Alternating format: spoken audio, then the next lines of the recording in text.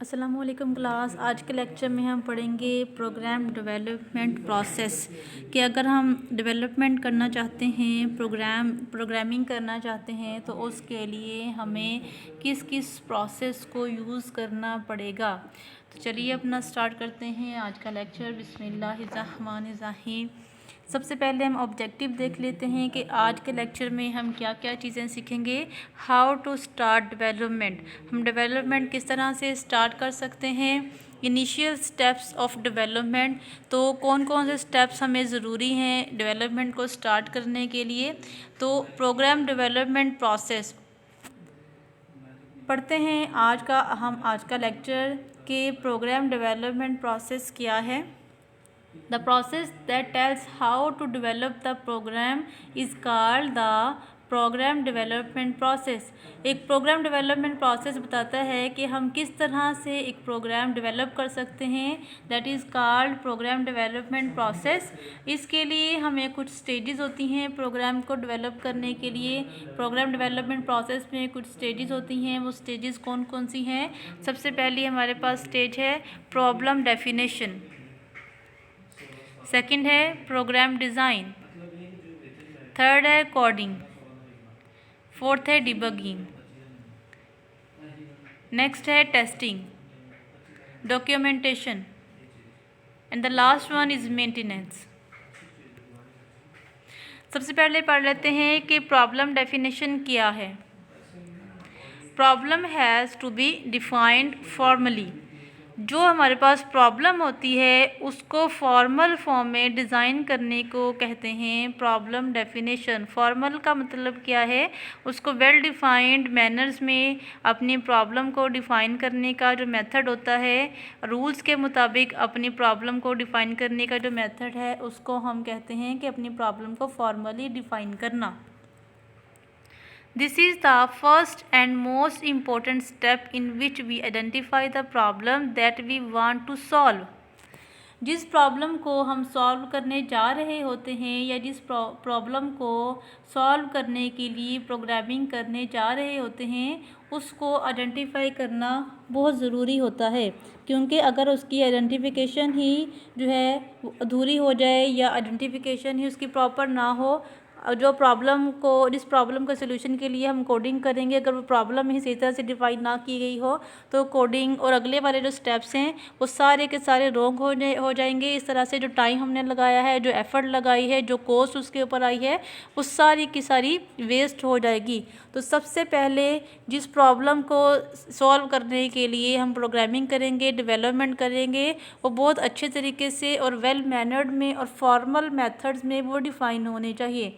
Formal methods का मतलब है कि वो रूल्स और रेगुलेशंस को फॉलो करते हुए एक डेफिनेशन लिखेंगे प्रॉपर, उसके ईच एंड एवरी स्टेप वहाँ पर मेंशन किए जाएंगे कि हमारी एक्चुअली प्रॉब्लम है क्या। All the factors like input, output, requirement, need of memory, error handling method etcetera are discussed. यहाँ पर कुछ एग्जांपल के फॉर्म में बताया कि एग्जांपल के तौर पर बताया गया है कि इनपुट और आउटपुट क्या हो सकता है। अपनी प्रॉब्लम को डिफ़ाइन करने के लिए या प्रॉब्लम के सोल्यूशन के लिए हमें कितनी मेमोरी दरकार होगी, कितने एरर हैंडलिंग मेथड्स उसके अंदर हमें दरकार होंगे। इसके अलावा और भी बहुत सारी चीज़ें होती हैं अपनी प्रॉब्लम को डिफ़ाइन करने के लिए। Problem design, in this design the problem by using various techniques, मुख्तलिफ़ टेक्निक्स का इस्तेमाल करते हुए अपनी प्रॉब्लम को डिज़ाइन करते हैं। वो टेक्निक्स क्या हो सकती हैं? एल्गोरिथम हो सकता है, फ़्लो चार्ट हो सकता है। इसके अलावा दूसरी टेक्निक्स भी हैं अपनी प्रॉब्लम को डिफ़ाइन करने के लिए। Coding, in this phase we code the program that is given by designer। जब प्रॉब्लम आइडेंटिफायर ने प्रॉब्लम को आइडेंटिफाई कर दिया होता है और जब उसके डिज़ाइनिंग की बात आती है तो डिज़ाइनिंग में फ़्लो चार्ट बन जाता है या हम एल्गोरिथम डिज़ाइन कर देते हैं। वो डिज़ाइन करने के बाद डिज़ाइनर ने जो डिज़ाइनिंग की होती है वो कोडर के पास उस डिज़ाइन को हम पहुंचा देते हैं। कोडर क्या करता है? एक स्पेसिफिक लैंग्वेज का इस्तेमाल करते हुए वो लैंग्वेज कौन सी होगी, वो लैंग्वेज हमारी कंप्यूटर साइंस की होगी। कंप्यूटर साइंस की लैंग्वेज का इस्तेमाल करते हुए उस डिज़ाइन को कोड करने का जो काम है, उस प्रोसेस को हम कहते हैं कोडिंग। ठीक है, डिज़ाइनिंग में जो डिज़ाइन किया होता है उस डिज़ाइन को कंप्यूटर की एक ख़ास लैंग्वेज में कोड करने का जो प्रोसेस है उसको हम कहते हैं coding. In this we choose the specific language according to nature of the project। अब यहाँ पर नेचर ऑफ प्रोजेक्ट का क्या मतलब है? नेचर ऑफ प्रोजेक्ट का मतलब है कि हम एक सॉफ्टवेयर बनाना चाहते हैं तो सॉफ्टवेयर बनाने के लिए अलग लैंग्वेजेस होती हैं। अगर हम वेबसाइट बनाना चाहते हैं तो वेबसाइट बनाने के लिए अलग लैंग्वेजेस होती हैं। अगर हम एंड्रॉयड ऐप बनाना चाहते हैं या मोबाइल ऐप डिज़ाइन करना चाहते हैं या कोड करना चाहते हैं तो उसके लिए हमें अलग लैंग्वेज का इस्तेमाल करना पड़ेगा।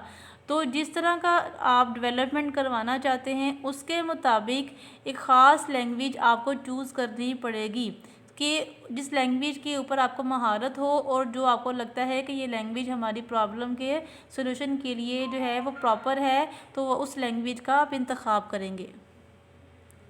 The coding is done in the computer language. Computer language का इस्तेमाल करते हुए आप कोडिंग करेंगे। That tells the computer what to do and how to do. जो कोडिंग आपने की होती है वो कंप्यूटर को बताता है कि कौन सा काम करना है और कैसे काम करना है। जैसे कि हम जब आपने कंप्यूटर की डेफिनेशन पढ़ी होगी तो उसकी आपके कंपोनेंट्स पढ़े होंगे कि दो कंपोनेंट्स, एक हार्डवेयर और एक सॉफ्टवेयर। हार्डवेयर फिजिकल पार्ट्स होते हैं, सॉफ्टवेयर हमारे पास सेट ऑफ इंस्ट्रक्शंस होती हैं। वो सेट ऑफ इंस्ट्रक्शंस क्या होती हैं? वो एक कंप्यूटर की ख़ास लैंग्वेज का इस्तेमाल करते हुए उसकी जो कोडिंग होती है वो सेट ऑफ इंस्ट्रक्शंस होती हैं। वो कंप्यूटर को बताता है कि क्या काम करना है, व्हाट टू डू, क्या काम करना है, एंड हाउ टू डू, और इस काम को किस तरह से आपने करना है। इसका मतलब है how to do. This is done by programmer. जो बंदा कोडिंग करता है उसको हम कहते हैं प्रोग्रामर। कोडिंग करने वाले पर्सन को प्रोग्रामर कहा जाता है या कोडर कहा जाता है। डीबगिंग। डीबगिंग क्या होता है? जब हम कोड कर रहे होते हैं तो कोड के दौरान कुछ एरर्स आ जाती हैं, उन एरर्स को हम कहते हैं बग। ठीक है, the bug is the error. Bug हमारे पास एक एरर होता है। जब कोडिंग करते हैं तो उस कोडिंग के दौरान जो एरर आ जाती है उसको हम कहते हैं bug. Debugging is the process of fixing the errors. Debugging हमारे पास एक ऐसा प्रोसेस है जहाँ पर हम एरर्स को फिक्स करते हैं। फिक्स करने का मतलब है कि एरर्स को तलाश करना कि एरर है किधर और उस एरर को कैच करके रिमूव करना। तलाश करने के बाद उस एरर को रिमूव करने का जो प्रोसेस है उसको हम कहते हैं फिक्सिंग द एरर। एरर को फिक्स करना।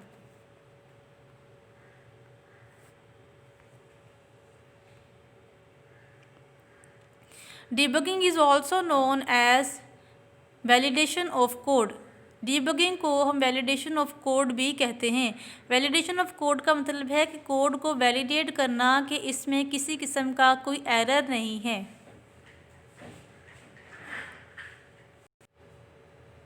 The next step is testing. Testing हमारे पास एक ऐसा प्रोसेस होता है जो प्रोग्राम हमने लिखा होता है या जो प्रोजेक्ट हमने बनाया होता है उसकी हर मॉड्यूल को 1 बाय 1 चेक किया जाता है और जितने भी आपने मॉड्यूल्स कोड किए होंगे या डिज़ाइन किए होंगे जब आप उनको कंबाइन करते हैं, कंबाइन करने के बाद उनको टेस्ट करते हैं तो टेस्टिंग के लिए डिफरेंट टाइप्स के टूल्स इस्तेमाल किए जाते हैं जिनका इस्तेमाल करते हुए हम अपने प्रोजेक्ट को टेस्ट करते हैं। The process of test the code and the project is known as testing. ऐसा प्रोसेस जहाँ पर हम कोड को और प्रोजेक्ट को टेस्ट कर रहे होते हैं उस प्रोसेस को हम कहते हैं testing. In this we can use the test cases.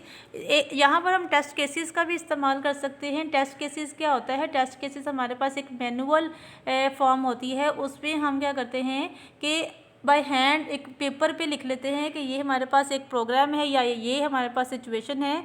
User अब हमारे सिस्टम से इस तरह से इंटरेक्ट करेगा और सिस्टम हमारा इस तरह से रिस्पॉन्स करेगा। अगर हमारी एक्सपेक्टेशन के मुताबिक सिस्टम रिस्पॉन्स कर रहा होता है तो इसका मतलब है कि वो जो कोड आपने किया है वो ठीक है। अगर हमारी एक्सपेक्टेशन के मुताबिक वो कोड हमें आंसर नहीं कर रहा होता तो इसका मतलब है उसमें कोई एरर मौजूद है। तो यहाँ पर हम किस तरह से टेस्टिंग करते हैं? टेस्ट केसेस का इस्तेमाल करते हुए। This is done by understanding the specification. Testing सिर्फ उसी सूरत में हो सकती है अगर आपकी स्पेसिफिकेशंस जो हैं वो क्लियर हैं। स्पेसिफिकेशंस का मतलब है रिक्वायरमेंट्स, ऐसी रिक्वायरमेंट्स जिसको देखते हुए आपने कोड किया है, एक प्रोग्राम बनाया है। अगर आपकी रिक्वायरमेंट्स के मुताबिक है तो आप वहाँ पर टेस्टिंग कर सकते हैं कि यहाँ पर मेरी ये रिक्वायरमेंट्स फुलफ़िल हो रही हैं, तो ये प्रोग्राम मेरे मुताबिक है। जैसे आप मोबाइल परचेज़ करते हैं तो मोबाइल में देखते हैं कि आपकी रिक्वायरमेंट्स क्या हैं। अगर आपकी ज़्यादातर रिक्वायरमेंट्स उस मोबाइल के अंदर पूरी हो रही हैं तो आप कहते हैं कि इस मोबाइल में क्वालिटी है। अगर आपकी ज़्यादातर रिक्वायरमेंट्स एक मोबाइल में फुलफ़िल ना हो रही हों तो आप कहते हैं कि ये मेरी स्पेसिफिकेशंस के मुताबिक नहीं है या मेरी रिक्वायरमेंट्स के मुताबिक नहीं है। We can also use different tools to test the code and the project. Test cases के अलावा या यूज़ केसेस के अलावा मुख्तलिफ टूल्स भी हम इस्तेमाल करते हैं अपने प्रोग्राम को टेस्ट करने के लिए। वो टूल्स कोई सॉफ्टवेयर भी हो सकता है या कोई मैनुअल वर्क भी हो सकता है। Documentation. In this phase, all the detail are mentioned in the documentation. आपकी प्रोजेक्ट से रेलिवेंट ईच एंड एवरीथिंग, छोटी चीज़ से लेकर बड़ी चीज़ तक, या जितनी मॉड्यूल्स आपने यहाँ पर बनाए हैं उन मॉड्यूल्स का मकसद क्या है, आप उसको किस तरह से इस्तेमाल कर सकते हैं, हर चीज़ एक डॉक्यूमेंटेशन में मेंशन की होती है। फॉर एग्ज़ाम्पल, अगर आपने मार्केट से कोई डिवाइस परचेज़ करते हैं, अगर मोबाइल आपने परचेज़ किया है तो मोबाइल के साथ एक आपको कॉपी मिलती है, उस कॉपी को हम कहते हैं डॉक्यूमेंटेशन। उस कॉपी के अंदर लिखा होता है कि आप मोबाइल के कौन कौन से फंक्शंस को यूज़ कर सकते हैं। इसी तरह से जब भी आपके प्रोजेक्ट बनाते हैं तो आप एक डॉक्यूमेंटेशन देते हैं, उस डॉक्यूमेंटेशन में उस प्रोजेक्ट को यूज़ करने के तरीके और उसके मकसद वहाँ पर आपने बताए होते हैं। The scope of the project and use of the project are right in the documentation. Scope का मतलब होता है कि कौन कौन से यूज़र्स इस सॉफ्टवेयर को या इस प्रोग्राम को यूज़ कर सकते हैं और उस प्रोजेक्ट में क्या क्या चीज़ें हैं और उसको यूज़ करने के जो मेथड्स हैं वो हर चीज़ डॉक्यूमेंटेशन में लिखी जाती है। Documentation helps the user how to use the project.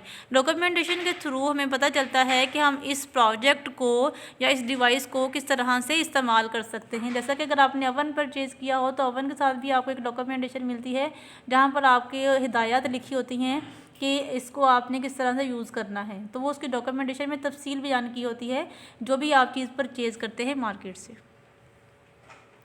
Maintenance. In this step maintain the project. हम मेंटेनेंस में अपने प्रोजेक्ट को मेंटेन करते हैं।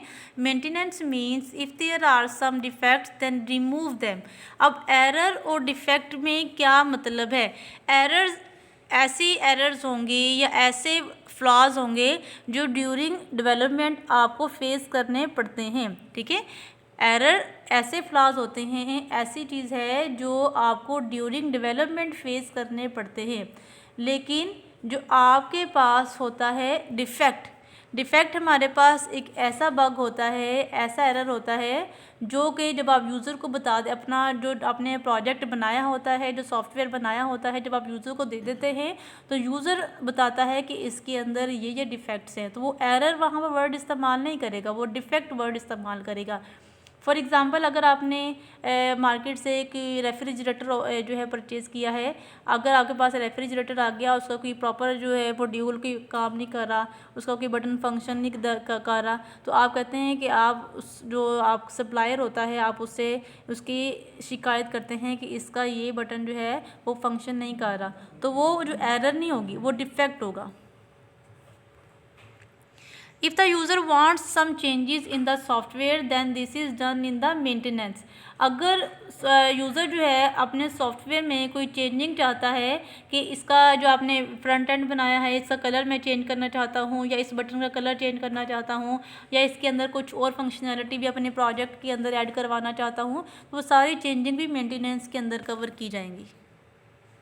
Updating and correction of the program को अपडेट करना मतलब चेंज करना या उसको रियल इन्वायरमेंट के मुताबिक करना, वो हमारे पास अपडेटिंग होता है। अगर उसके अंदर कोई एरर है, कोई बग है, कोई डिफेक्ट है, उसको रिमूव करना भी मेंटेनेंस के अंदर जो है वो चेक किया जाता है। Change in the equipment. अब इक्विपमेंट क्या है? ऐसी डिवाइस जिसके ऊपर हम अपना प्रोग्राम चला रहे होते हैं या प्रोग्राम कोड कर रहे होते हैं, अगर उसको चेंज करने की ज़रूरत पड़ती है, मीन्स वो ख़राब हो जाता है या उसकी मेमोरी इतनी इनफ नहीं होती जितनी आपको चाहिए होती है, तो सारी चेंजिंग भी मेंटेनेंस के अंदर कवर की जाती हैं। तो ये था हमारा लेक्चर। तो हम रिवाइज़ कर लेते हैं कि आज के लेक्चर में हमने क्या पढ़ा। आज के लेक्चर में हमने देखा कि प्रोसेस डेवलपमेंट क्या होता है और स्टेजेस ऑफ प्रोसेस डेवलपमेंट, कि अगर आप डेवलपमेंट स्टार्ट करना चाहते हैं तो उसके लिए आपको किस किस प्रोसेस की या किस किस स्टेप्स की ज़रूरत होती है अपने डेवलपमेंट के लिए। तो ये था आपका लेक्चर। दुआ में याद रखिएगा, अपना ख्याल रखिएगा। अल्लाह हाफिज़।